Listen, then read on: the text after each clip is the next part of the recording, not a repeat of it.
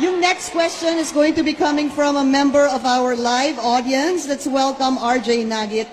RJ is a medical student and a member of UST's Actiboto. And this question is for Senator Cayetano. RJ, what's your question?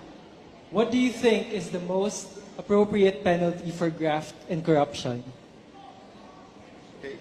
Lahat sa buong mundo, sa science ng criminology, it's not the actual penalty, but the certainty na mahuhuli ka.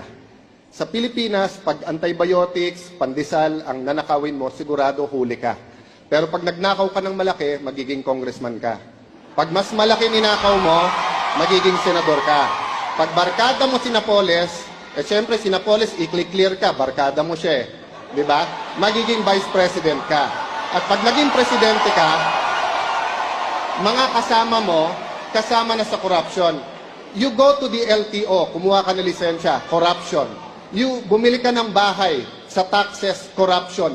Buong buhay natin corruption. Huwag na tayo magbulag-bulagan unless we change the system. So, we need to give Senator Marcos a chance to... No, I was just wondering, kasi sinasabi ni Senator Alan, pagka malaking ninakaw mo, maging congressman, mas malaking maging senador. Is that how he became congressman? Is that how he became senator? Let me respond.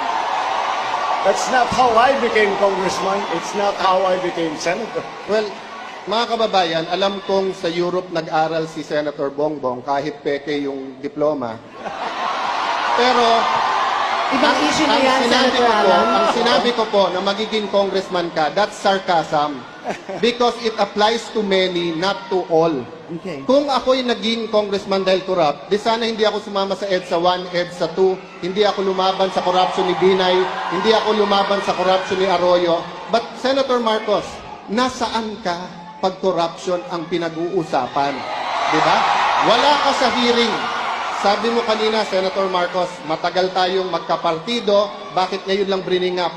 Naalala ko tuloy, nung hearing na Napoles, galit siya sa akin lumapit. Kasi pinapatawag ko yung isang Maya Santos. Ngayon ko lang nalaman bakit. Kasi lumalabas, dun sa final ngayon sa Ombudsman, yun pala ang in-between ni Senator Bongbong at ni Napoles. All right, this will be the last word of... To be fair to you, Senator Bongbong, yun din ang akala ko. Kung may Napoles ka, bakit ngayon lang? Tinignan ko 2007 to 2009 lang yung audit, 2011 yung sayo. Kaya ngayon lang lumabas. Pangalawa po, hindi totoo walang basihan ang numero.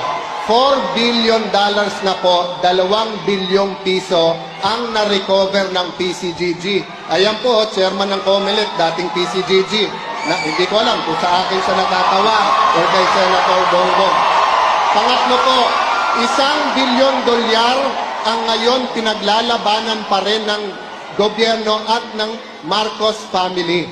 Pang-apat po, sa salin ni Senator Bongbong, 200 to 500 million pesos po. Never ka naman nagkatrabaho kung hindi sa gobyerno. Saan mo kukunin ang ganong kalaking pera? Meron po tayong kasama dito na pag yung ibang hearings nawawala. Kasi mga kaibigan ang nandun. Pag Coco Levy, nawawala. Pero nagulat po ako, mga kababayan. Sabi ni Senator Bongbong, wala daw bahid ang kanilang pamilya. $10 billion ang nanakaw nung panahon nila. 450 billion pesos.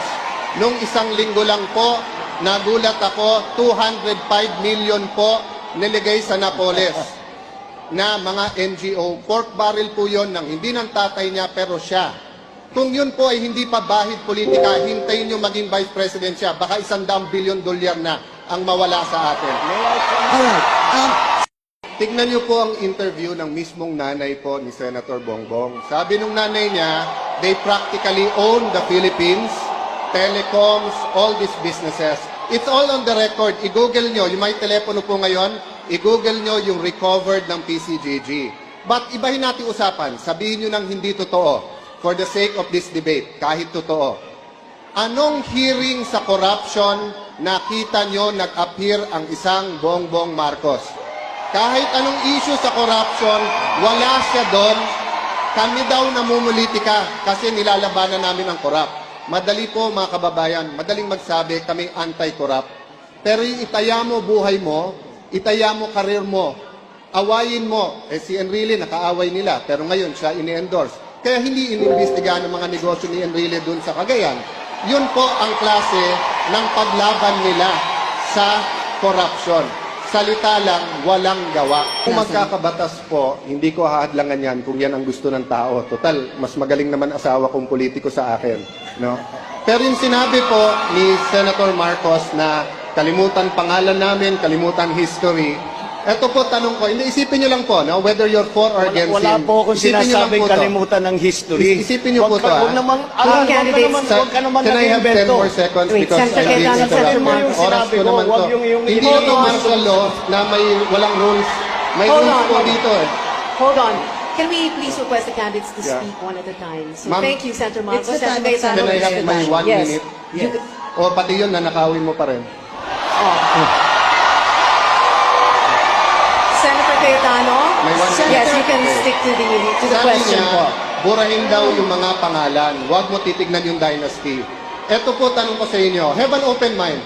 If 30, 40 years from now, tumakbo po yung apo ni Napoles, wala siyang kasalanan sa ginawa ng kanyang lola, pero pera po ng lola niya na ninakaw sa inyo ang gagamitin sa kanyang campaign ads, sa pambigay sa mayor, sa pambigay sa lahat. No?